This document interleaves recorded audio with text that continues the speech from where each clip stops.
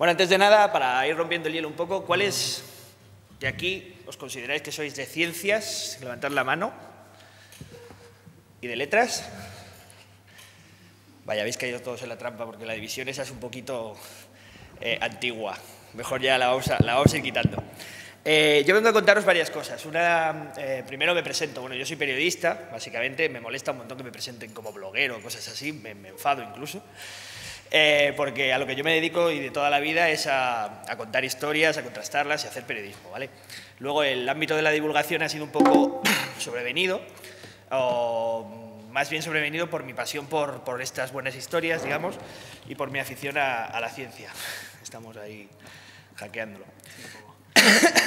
Bueno, entonces yo trabajo ahora mismo en Voz Populi, llevo la sección de ciencia que se llama Next, pero hace muchos años empecé con un blog que se llama Fogonazos.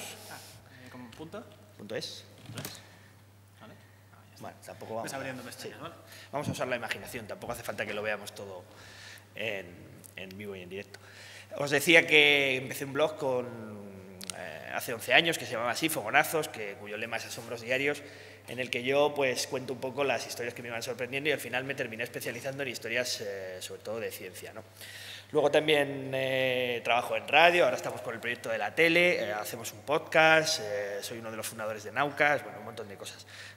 Aquí deberían sonar las notas de la canción esa de «Hay un hombre en España que lo hace todo», más o menos, porque últimamente no paro, ¿no? Cuando me invitaron a hacer esta charla con vosotros, vi que un poco el hilo conductor eran unos temas que me ponían mucho, ¿no? El humor, por un lado, la ciencia ficción.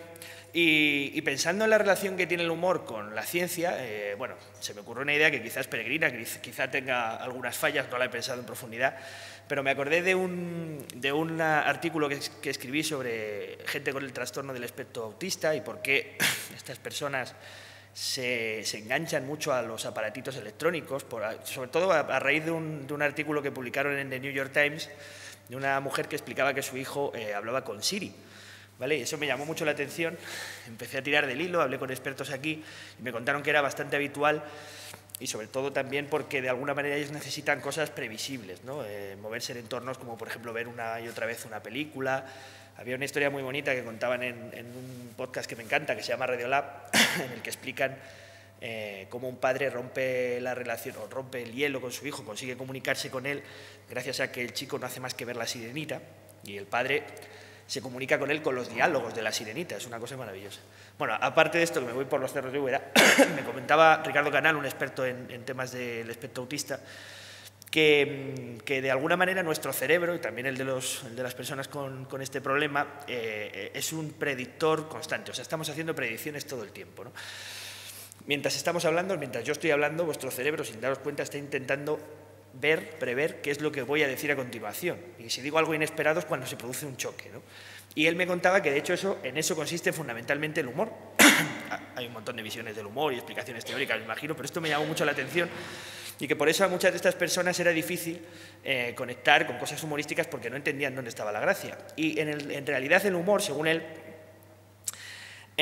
consistía en transgredir lo que esperábamos escuchar. Y de alguna manera eso me da la sensación de que nos sitúa en una sensación de vulnerabilidad, es decir, somos capaces de reírnos de nuestra propia predicción, por eso nos reímos, ¿no? Esto es un poco rebuscado, pero cuando tú cuentas van dos y se cae el del medio, tu cerebro se parte porque dice, anda, esto no me lo esperaba. Y eso es donde yo veo que hay un enganche, a nivel teórico nada más, con la ciencia, porque la ciencia, desde que se empezaron a desarrollar las herramientas científicas, desde Galileo hasta parte, no ha hecho otra cosa que ponernos en nuestro sitio, es decir, cambiar toda la visión que teníamos de las cosas y rebajar nuestro ego hasta límites insospechados. Ni somos el centro del universo, ni somos la cúspide de la evolución. Es decir, de alguna manera conecta con el humor el decir, oye, que no es así como lo piensas, y es hasta gracioso, ¿no? Cuando pensaba en eso, es verdad que el humor para nosotros, para mí, para la gente con la que trabajo, ha sido una herramienta fantástica. En Fogonazos la herramienta que más utilizo es la del asombro, que eso daría para otro tema, pero por ejemplo en Naucas, vamos a teclear por aquí, que es una red colaborativa de más de 100 colaboradores, ¿vale? Nuestro lema fundamental, desde el principio cuando nacimos, era ciencia, escepticismo y humor, todavía lo mantenemos por aquí, si lo veis. Y, por cierto, voy a aprovechar para beber agua. El agua era para el experimento, pero me va a venir fenomenal. Y en Naucas hacemos también una cosa que son charlas de divulgación en Bilbao y en distintos sitios, también las hemos hecho en Atapuerca. Y una de las formas que tenemos de conectar con el público es básicamente el humor, ¿no? Todo es con un ambiente desenfadado, en el que parecen a veces monólogos. Hacemos charlas de 10 minutos en las charlas de Bilbao, donde los científicos intentan sorprender al personal en ese tiempo y utilizan muchas veces ese enganche. Hay otras charlas que no tienen nada de humor, ¿no? Pero sí que funciona, o sea, porque realmente te pone en ese estado además muy receptivo de reírte y pensar que no lo sabes todo. Y yo creo que en eso consiste también un poco el humor. Luego tenemos un formato que se llama Catástrofe Ultravioleta, en el que intentamos utilizar el humor sobre todo y también intentamos romper esa barrera que os decía al principio entre las artes y las ciencias, ¿no? Que en algún momento se produjo en el pasado, ¿no? Y que no tiene mucho sentido mantenerlo ahora. Catástrofe Ultravioleta es un proyecto que hacemos Javier Peláez, Javi Álvarez y yo. Igual alguno conocéis a Javi Álvarez, es la persona que nos compone las músicas, que nos hace el montaje, los efectos especiales. De hecho, hacemos una especie de dramatización, es una especie de radioteatro, la fórmula de Catástrofe Ultravioleta, en el que afrontamos un tema y hacemos de ello una especie de circo en el que van apareciendo personajes, en el que vamos cambiando de situaciones, nos vamos a sitios. Y está inspirado sobre todo estamos copiando abiertamente una fórmula de un programa norteamericano que se llama Radiolab, de la radio pública estadounidense, que se llama NPR. Y en este formato nos encantaba por el tema de que la ciencia no parece ser una cosa que está apartada de la realidad, que es lo que vengo a contaros hoy, ¿no? Un poco, que la ciencia es algo que estamos rodeados de ello y que no debemos considerarlo como una cosa de frikis o una cosa que solamente hace gente que está en el MIT, etcétera, etcétera, ¿no? La ciencia es que la tienes al alcance de la mano, y ahora os explicaré un poco más lo que pienso sobre eso. Y lo que os decía de Catástrofe, por poneros algunos ejemplos, es que intentamos aproximar temas científicos de una manera así, muy caótica, incluso artística, ¿no? Por ejemplo, en el capítulo de precisión nos fuimos al LHC y el programa empieza tal que así. Os voy a poner un poco el principio para que escuchéis un poco cómo es el ambiente de este programa, porque estamos muy orgullosos del resultado. ¿Se oye por aquí si lo pongo? Atención, quedan 38 minutos 24 segundos. ¿Qué significan esas señales? Esto significa que hay un riesgo de asfixia. Ah. Bueno, ese soy yo en el LHC. Asfixia. Y el tipo que me tienes que explicar, Antonio, dónde te has metido que te vas a asfixiar. El que estás escuchando es José Miguel Jiménez, bueno, nos está contando que los signos, las señales que vemos por allí, que aparece un nombre tumbadito y tal, en realidad no son tan graciosas, es que nos podemos asfixiar allí, ¿no? Y a partir de ahí, una vez dentro del túnel, que es un poco lo que hacemos, nos metemos en situación, empezamos a contar qué es la precisión, que luego aparecerá cuando os cuente alguna cosa más, y terminamos entendiendo que no hay nada lo suficientemente preciso. Hasta los relojes atómicos retrasan una vez cada 30 millones de años, pero retrasan un segundo cada 30 millones de años, no son precisos. O sea, no son absolutamente precisos, no existe la precisión absoluta en nada. Bueno, aquí algunos ejemplos de cómo mezclamos cosas. El último capítulo, Sidereus, nos fuimos al Museo del Prado con una astrónoma. Hicimos lo que se llama astronomía forense. Fuimos viendo los cielos del Prado, los cielos de los cuadros, y nos iba explicando qué podíamos aprender de astronomía en los cuadros.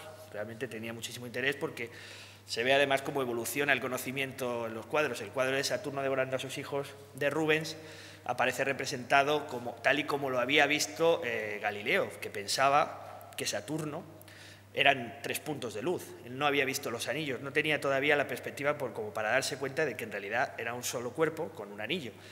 Y él pensaba que tenía 2 lunas alrededor, y así aparece representado en el cielo de Rubens. Bueno, es un ejemplo más de lo que contamos. El linces, pues un tema aparentemente insulso, ¿no? Que uno diría, ahí mezclamos 2 mundos, que es el de la aventura, para introducir un conocimiento científico. Linces es la historia de unos investigadores españoles que trabajan en Sierra Morena investigando al lince, que un buen día se van al Himalaya a buscar al lince boreal. Y es un historión impresionante lo que les pasa allí, les pasa de todo. Y a partir del elemento aventura, que lo hemos utilizado varias veces, aprovechamos para introducir conocimientos sobre ecología y demás, pero no de una manera en plan clase de universidad, sino en plan muy divertido, ¿no?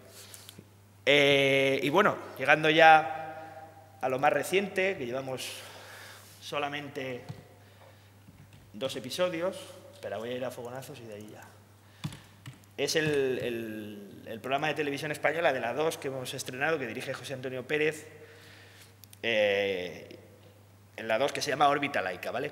El programa es un late night, lo que significa este formato es un show como el típico formato americano de late night, como el que hace Buenafuente, el que hay un presentador con una taza y un invitado, ¿de acuerdo? En todos los programas hay un invitado y vamos apareciendo distintos colaboradores para ir contando nuestra película. La intención del programa, tal y como lo entiende José Antonio Pérez, es hacer un poco de agitación y propaganda de la ciencia. O sea, nosotros no intentamos mejorar ni el nivel de conocimientos de la población sobre ciencia, bueno, tendría sentido, para eso está la escuela, ni subir 5 puntos el PIB, ni nada parecido. Lo único que queremos es que la gente pase un buen rato con la ciencia como excusa, ¿no? Está todo el tiempo, todo tiene que ver con la ciencia, de vez en cuando se explican conceptos, pero al final del programa no hacemos un examen al personal a ver si lo ha entendido, si sabe bien qué es la relatividad de Einstein, etcétera, etcétera, ¿no? Simplemente queremos que la ciencia mole, que era un poco el asunto que nos llevaba a hacer Naucas también. El lema que teníamos al principio era intentar que la gente, en vez de decir, no me acuerdo lo que decía el personaje este famoso, pero que dijera, yo por la ciencia mato, ¿vale? Lo que decía Belén Esteban, no sé por qué mataba antes, ya lo he olvidado, ya he interiorizado tanto esto, que no sé, yo por mi hija, ¿no? Algo así. Sí, bueno, no sé, es que estoy un poco desconectado de la realidad últimamente, perdonadme. Bueno, entonces, mi papel en Órbita Laica es muy loco porque yo nunca había hecho esto, que es un poco el tipo de los experimentos, ¿no? Yo no les llamo experimentos, los llamo demostraciones porque los experimentos en ciencia consisten en poner una serie de variables, probarlas una y otra vez y ver qué sale. Realmente nunca sabes cuál es el resultado. De hecho, los experimentos en el 99% de los casos no salen. O sea, a mí también, pero no porque yo lo busque, sino porque soy muy torpe, pero eso es otro asunto. Y entonces lo que yo hago es, enseguida cuando José Antonio me llama este verano y me dice, oye, ¿te acuerdas que te dije que si te apetecía hacer algo en la tele? Ah, sí, qué guay, qué guay. Me dijo, pues ya ha salido y tal, y me molaría que estuvieras. Ah, y qué bien. ¿Y haciendo qué? Dice, experimentos. Digo, coño. Digo, pues va a ser que no. Y empecé a pensármelo, pasé en un par de horas de decir, no, esto lo tiene que hacer otra persona, a empezar a pensar qué podía hacer y en 3 o 4 horas estaba pensando, joder, lo vamos a petar, va a ser cojonudo. O sea, ya veis cómo es mi personalidad, va de menos a más. Y el asunto es que, bueno, empecé a investigar un montón de cosas que ya conocía, pero que no las había puesto en práctica. Entonces yo he tenido un proceso ahí de aprendizaje muy gracioso en el que yo le iba mandando los experimentos que hacía en casa por WhatsApp al director. El director estaba a punto de llamar a los bomberos diciendo que por favor que no pusiera en peligro a mi familia porque hacía explosiones y cosas así. Y al final ha terminado pues en lo que veréis estos días. Ya llevamos 2 capítulos, como os decía. El asunto de mi sección, todo el mundo cuando le decía que iba a hacer algo así tenía referentes como El Hormiguero, Flippy y todo. ¿Vas a ser el nuevo Flippy? Era un poco lo que decían todos, ya era un poco cargante el asunto. Y yo decía, no, no quiero. O sea, no porque Flippy lo haga mal ni nada parecido, sino porque la filosofía del Hormiguero, que es muy digna, es otra, es más espectáculo todavía, esto también es un espectáculo, pero en el que la ciencia, digamos que es una excusa secundaria, muy secundaria. Allí lo que se intenta es hacer algo muy visual, muy espectacular, y a veces si se queda sin explicar tampoco es lo que más les interesa, porque no están para eso, están para otra cosa. Yo quería hacer el planteamiento inverso, lo que quería hacer era explicar de alguna manera un concepto científico sencillo y a partir de ese concepto poner ejemplos para ayudar a entenderlo. Por eso decía que iba a hacer demostraciones, ¿no? Y ahora dentro de un rato os haré 2 o 3 cosas muy sencillas para demostraros que la ciencia estamos rodeados de ella y para hacer ciencia no hace falta irse como antes al LHC ni tener una mega estructura ni tirar un camión por un barranco. O sea, se pueden hacer cosas en la sobremesa, me gusta pensar eso, de una comida, ¿no? Puedes coger con un tenedor, decía el otro día Ángel Martín que podía explicar el Big Bang, todavía no sé cómo hacerlo, pero bueno, esa es la filosofía, ¿no? Y Me acabo de perder. Bueno, estaba diciendo lo de cuál era el espíritu. Yo me empapé mucho, para que os fijéis un poco cuál es mi intención y mi falta de pudor, más que en Flippy, pues yo dije, voy a tirar para atrás, voy a coger referentes ahí potentes, ¿no? Entonces me empecé a fijar en la Royal Institution y el trabajo que habían hecho desde Michael Faraday hasta ahora, de divulgación, sobre todo la gente de este entorno, ¿no? de la Royal Institution y demás. Ellos básicamente siguen ese concepto de explicar ciencia de forma amena, pero no en plan chistoso. O sea, el asunto no es ser gracioso ni nada, sino intentar hacerlo comprensible y divertido, ¿no? Y esa era un poco la idea de lo que yo quería explicar. Pues tenía por aquí preparadas varias cosas, por ejemplo, para explicar lo que hacía Faraday en la Royal Institution. Él tenía una charla súper conocida, luego se ha editado un libro aquí en España que se llama Historia química de una vela. De hecho, las charlas que él daba divulgativas, estamos hablando de finales del siglo XIX, en un anfiteatro, la Royal Institution, él intentaba explicar fenómenos físicos con cosas muy al alcance de la mano, y una de las cosas que hacía, dio varias charlas seguidas simplemente con una vela y 4 o 5 cosillas más, y explicaba cuál era el fenómeno que sucedía en una vela, ¿no? Voy a poner esto a calentar, no porque parezco así un nazareno o algo así, pero no. Es porque necesito que se caliente un poco la cera.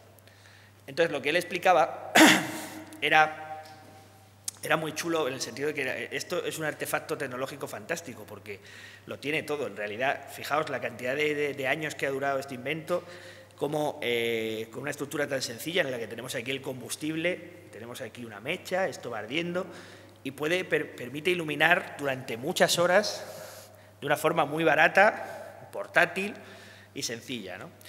Él lo que se preguntaba era, ¿qué es lo que está ardiendo en esta vela? ¿Qué es lo que está sucediendo aquí? Porque si uno lo piensa, dice, si la mecha es lo que está ardiendo, en el momento que la mecha se queme, se acaba, no hay más luz, porque esto sigue así. Y en realidad él, para hacer una demostración sencilla de cómo funcionaba el asunto, lo que hacía era apagar la vela, a ver si me sale y no hay mucha corriente, y vamos a hacerlo otra vez. A ver si lo conseguimos. Es que la vela buena la tengo en la tele. He cogido esta en mi casa, que es un poquito guarindonga. En esta no sale. Espera. Bueno, ahí, no sé si lo habéis visto, pero la vela se enciende en condiciones óptimas. ¿Ahí lo habéis visto? Se enciende desde más distancia, ¿vale? Porque tienes que dejar que vaporice bien la cera, que era lo que explicaba Faraday, que era el combustible. Lo que está ardiendo aquí es... digamos, lo que está pasando es que es un proceso de oxidación, que es la combustión. Esto está hecho de carbono, hidrógeno y oxígeno, es un éster, ¿vale?, en la cera. Lo que sucede a continuación cuando prendes la llama es que el oxígeno va reaccionando con cada uno de esos elementos. Por un lado, el oxígeno y el carbono forman CO2, el oxígeno y el hidrógeno que hay en la vela forman H2O, por eso el resultado de la combustión es eso, dióxido de carbono, agua y energía. ¿Vale? Y ese proceso de oxidación que vemos es una cosa universal y que está en un mogollón de procesos cotidianos, desde cómo funciona un motor de combustión hasta cómo funcionamos los seres vivos. El proceso por el cual obtenemos energía es también un proceso de oxidación, no tan violento como este, en el que la cosa sale ardiendo, sino un poco más lento, pero en el que transformamos moléculas de carbono, de hidrógeno bueno, en este caso carbono, hidrógeno, oxígeno, y las vamos transformando lentamente en energía, CO2 y agua, ¿vale? Es lo que hacemos nosotros. De hecho, es todavía más bonita la idea. Lo que estamos haciendo es transformar la energía almacenada del sol. Al final, todo te lleva al sol. Las plantas cogen el sol, almacenan su energía gracias al proceso de los cloroplastos, y en la fotosíntesis, y en eso que se almacena, esos azúcares, es lo que nos sirve a los seres vivos para alimentarnos. Cuando comemos, nos estamos comiendo un cachito de sol y lo estamos oxidando de alguna manera para obtener otras moléculas que nos permiten obtener el ATP y energía, ¿no? No me digáis que no mola, la idea es muy chula, es casi tan chula la idea como la idea de que somos polvo de estrellas, que estamos hechos de átomos que se forjaron algún día en una supernova o a tomar por culo por ahí. Espero que no me esté viendo niños. Bueno, y otras de las cosas que explicaba Faraday, ya veis que yo me pongo referentes pequeñitos así, como para empezar, emulando a Faraday así yo por mi cara. Él miraba la vela y decía, fijaos en lo que está sucediendo aquí. Cuando os decía que es un proceso de oxidación, aquí tenemos una evidencia fantástica. Es la llama, la forma que tiene, dentro de la vela, veis que hay alrededor una zona mucho más brillante y dentro una zona mucho más oscura, como azulada, ¿no? En realidad la combustión, el proceso que os he dicho en el que el oxígeno se mezcla con lo demás, se está produciendo fuera, en la zona que veis más brillante, ahí es donde hay más temperatura, ahí llega a haber 1400 grados, y hay aparatos ya modernos para medirlo bien. Faraday lo hacía con el dedo, mucho más fácil, lo pones aquí, no te quemas, si lo pones aquí, si te quemas. Entonces, él ponía, por ejemplo, un folio y veía que la llama estaba hueca, por dentro el proceso de combustión no se estaba produciendo, estaba produciéndose otros procesos químicos, pero no ese. Y de hecho, bueno, si tú le pones una rejilla y miras desde arriba, puedes ver solamente el anillo de que la llama está hueca. ¿Qué tiene esto de interesante? Por ejemplo, otra pregunta, ¿por qué la llama sube hacia arriba? La llama, Faraday hacía experimentos con tubitos, ponía la vela boca abajo y el humo terminaba pasando y la llama salía siempre hacia arriba. Lo que está sucediendo aquí es un proceso de convección, que se está produciendo el aire que se mueve más deprisa, que es el caliente, y es más denso, está siendo sustituido, menos denso, está sustituido por el aire más denso que se coloca aquí y se produce un efecto chimenea. ¿Cómo se ha visto esto ahora mismo y comprobado mucho mejor? Subiendo a la Estación Espacial Internacional y haciendo esto mismo. ¿Sabéis lo que pasa? La vela no tiene esta forma. La vela es una especie de bola. No se va hacia arriba, se va hacia todas partes igual, porque allí el aire no está en el mismo proceso de movimiento que aquí, ¿vale? El aire, de hecho, en la Estación Internacional, al haber microgravedad, mira, esto es un vicio, igual ahora me sale. Uy. Lo voy a intentar otra vez. Bueno, ha salido, pero un poco malo.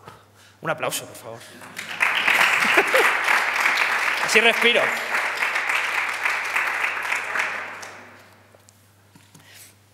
Lo de la Estación Espacial Internacional con las llamas es flipante porque están estudiando más cosas sobre la combustión que no sabíamos, que es cómo se produce la combustión en un entorno totalmente extraterrestre, entre comillas, ¿no?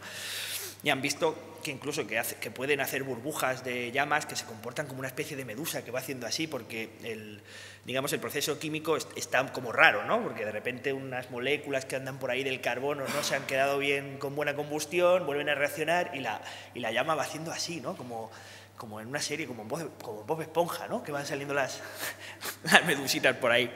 Bueno, otro experimento interesantísimo y sofisticadísimo para explicar la realidad que nos rodea, basta con una pajita y un vaso de agua. Cogemos una pajita, y si alguno ha tenido infancia aquí, el otro día lo contaron en un auditorio y la gente no lo había hecho nunca, tapas la parte de arriba, haces así, y puedes pasar el agua de un lado a otro. Joder, no me digáis que no habéis pasado ahora, yo sí. Sí, yo soy un poco tonto con estas cosas. Pero, ¿por qué sucede esto, no? O sea, ¿cuál es la explicación? ¿Qué se os ocurre? ¿Alguien que no se lo sepa de verdad, que se atreva a decir qué está pasando aquí? Por ejemplo, Miguel, ¿tú qué crees que pasa aquí? ¿Por qué no se cae?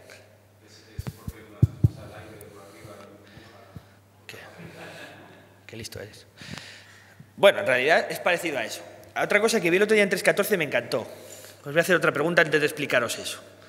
Mirad, ¿este vaso cómo está? ¿Medio lleno o medio vacío? ¿Medio vacío? Que levanten la mano los que piensen que está medio vacío. Joder, sois todos súper optimistas. ¿Medio lleno? ¿Lleno del todo? Ese le ha dado. Está lleno del todo. En realidad, fijaos qué cosa. La mitad está lleno de agua y la otra mitad está llena de aire. Pero se nos olvida todo el rato. Es como aquello que decía Walter Lewin, el chiste entre dos peces, que dice, ¿qué hay de cierto en esos rumores sobre el agua? ¿Sabes?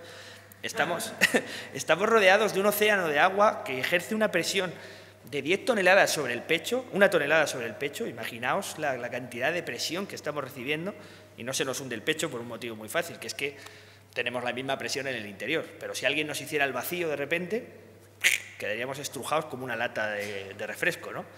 Y esto es un poco lo que se puede contar a raíz de la simple tontería de la pajita. ¿Por qué? Porque en el origen de este descubrimiento, que es bastante reciente, o sea, sabemos que existe un océano de aire hace 300 y pico años, o sea, muy poquito.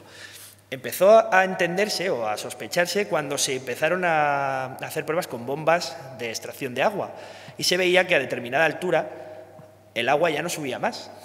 Después se empezó Torricelli y Pascal a hacer pruebas. Pascal fue más lejos y hizo la prueba con vino, ¿no? Era un cachondo y dijo, ahora con vino.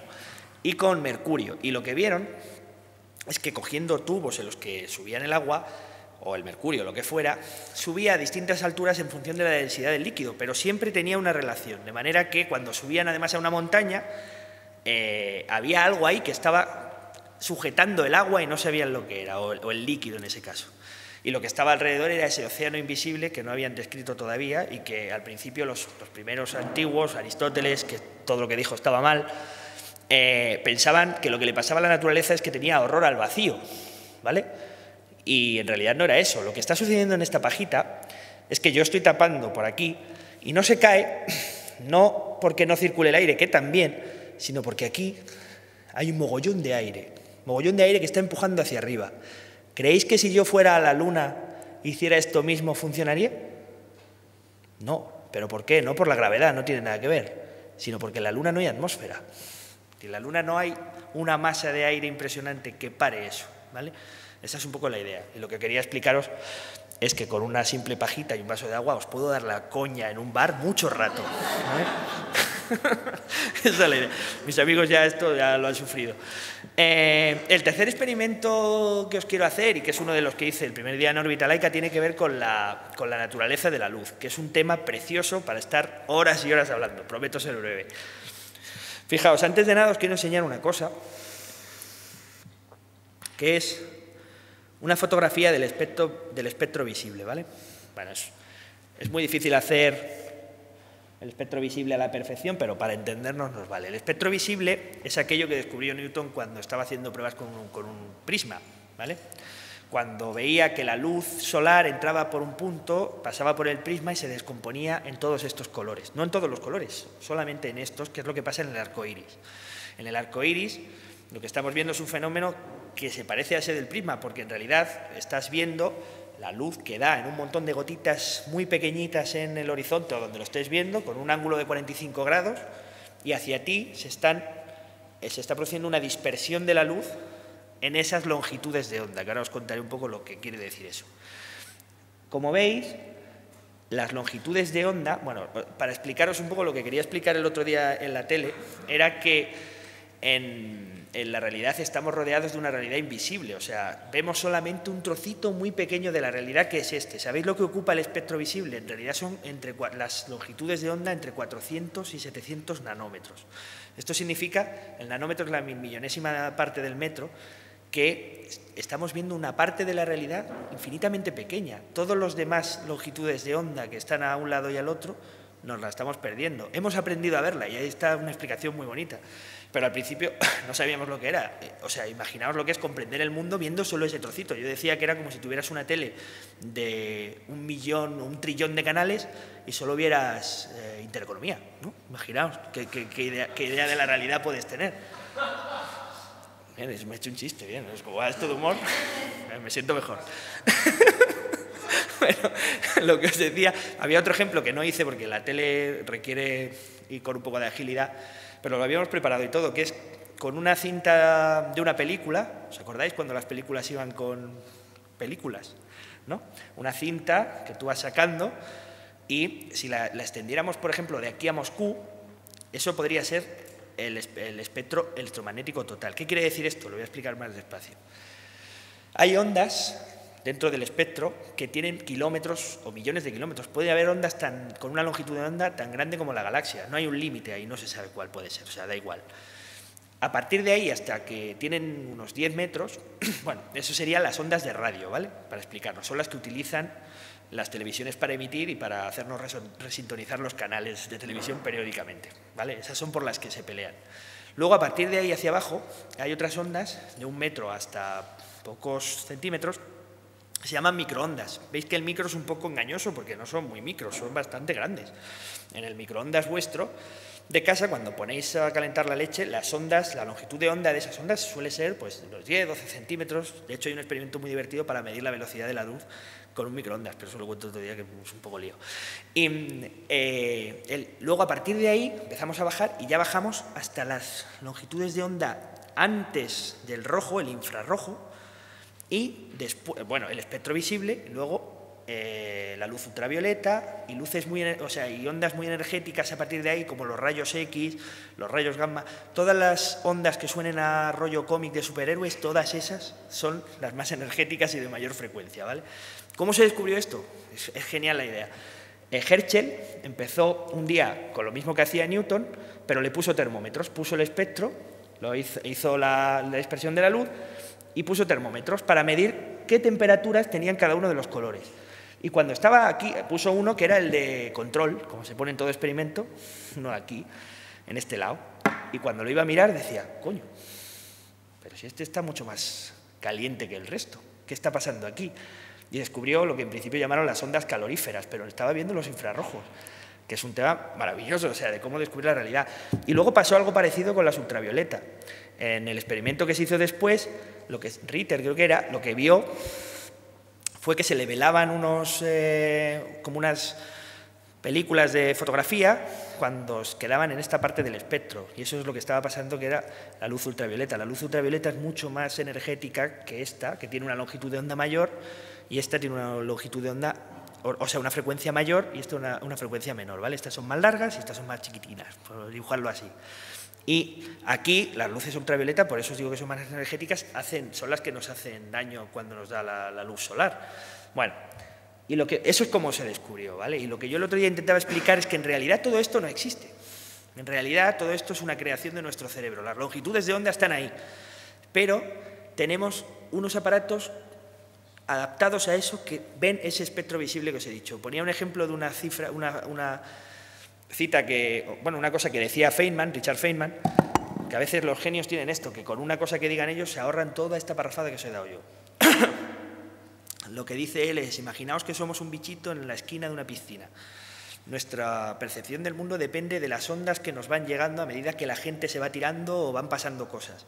Y nosotros tenemos unos órganos especializados justamente en percibir un tipo de onda determinada, que es el espectro visible, y con eso interpretamos la realidad, ¿vale?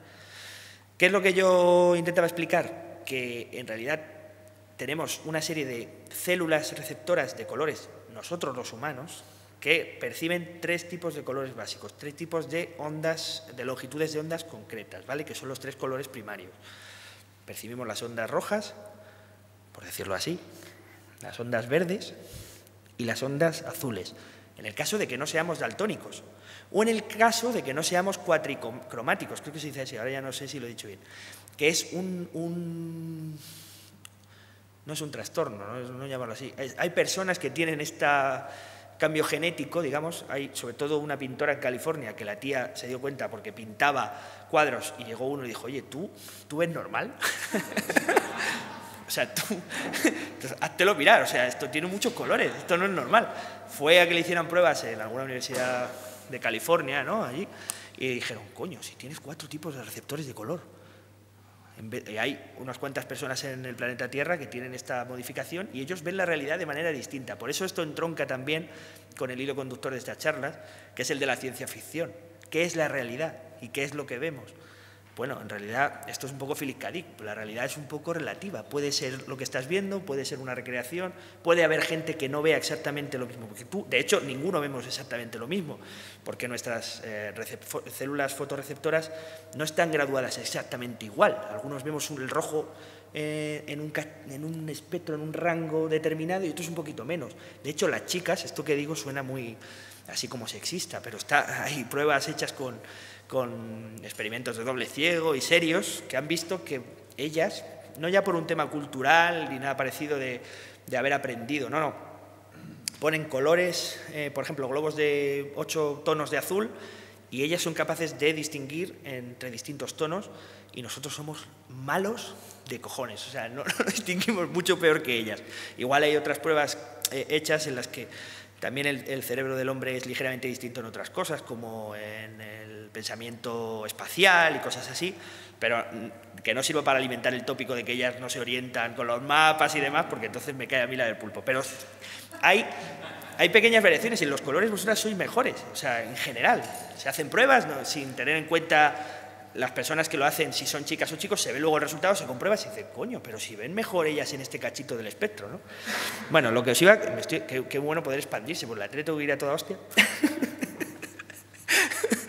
Lo que os decía es que todos los colores son una recreación de nuestro cerebro. Percibimos esas longitudes de onda que estimulan. Es curioso porque no se estimulan con otros niveles de energía. No vemos el infrarrojo, por ejemplo.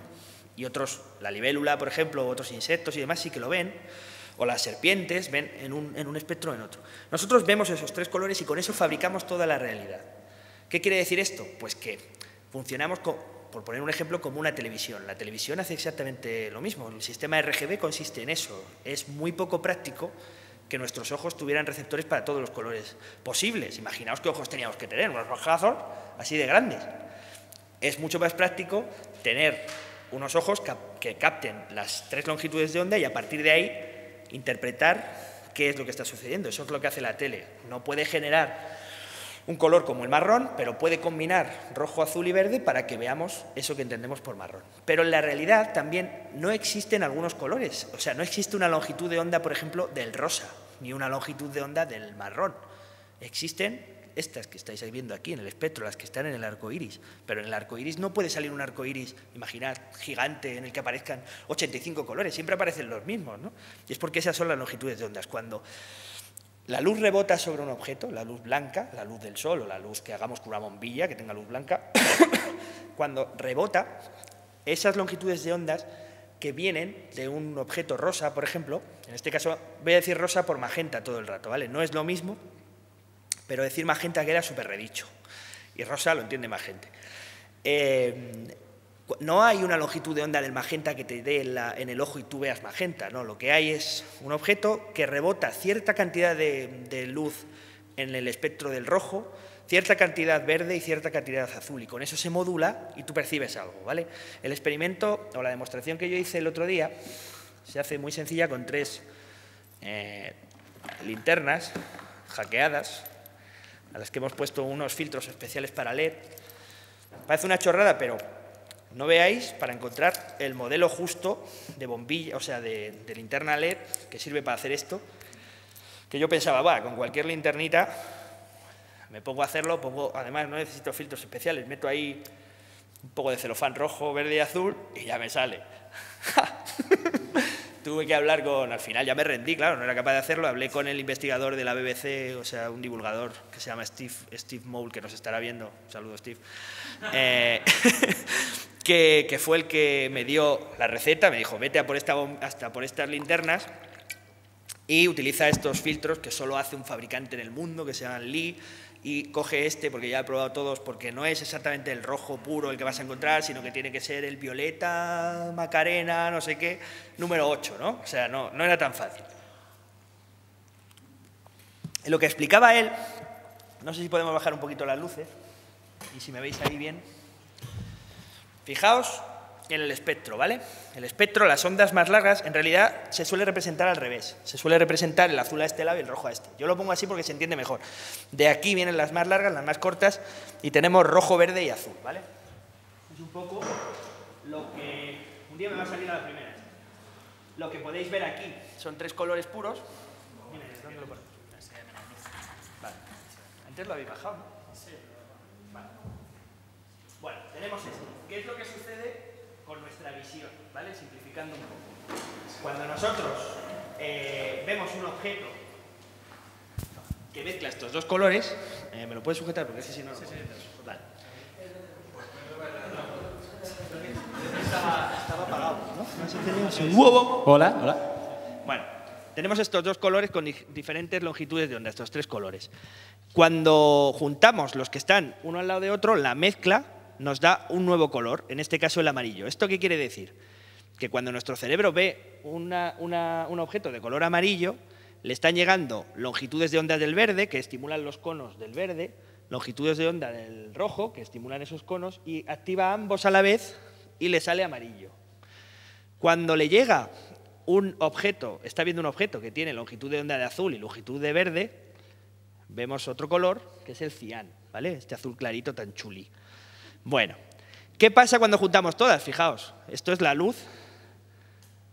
Aquí no se ve, es luz blanca, ¿lo veis? Como pasaba con Newton, ahí no se ve. ¿Qué pasa cuando juntamos estos? Tenemos los colores que salen en el arco iris, ¿os fijáis?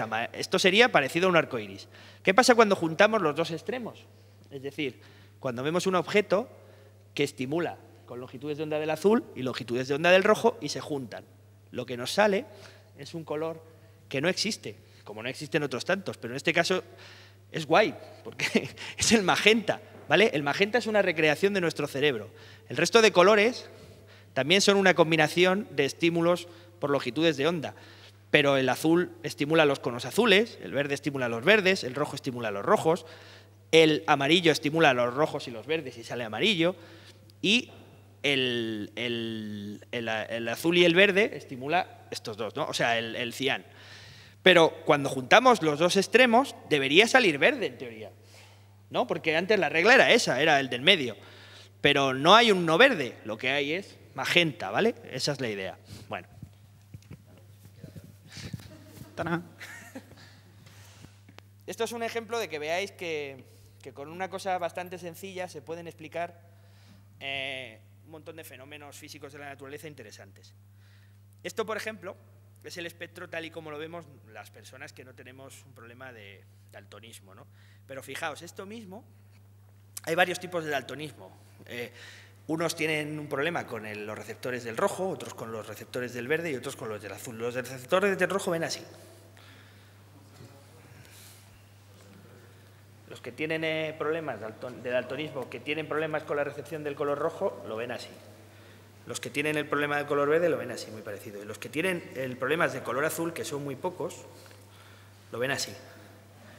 Ven la realidad súper rara, ¿no? Pero bueno, en realidad todos vemos la realidad a nuestra manera. Pensamos que es normal, pero es porque es nuestra. Esta es mi hija, que me ha metido aquí una foto. Bueno, tenía otra foto guay y no la encuentro. Lo que os quería enseñar también, para que veáis esto, es una aplicación que se llama, mirad, Color Mixing Insight. Está solo para iPad, me parece. Por eso os decía que os acercaréis.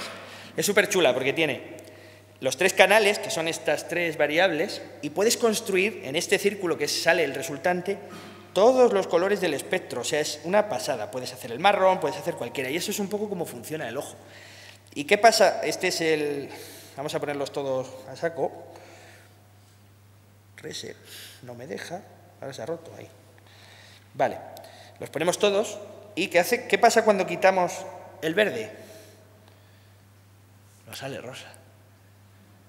¿Qué pasa si lo hacemos en la muestra, en la síntesis sustractiva del color? Joder, me estoy metiendo en un jardín de puta madre.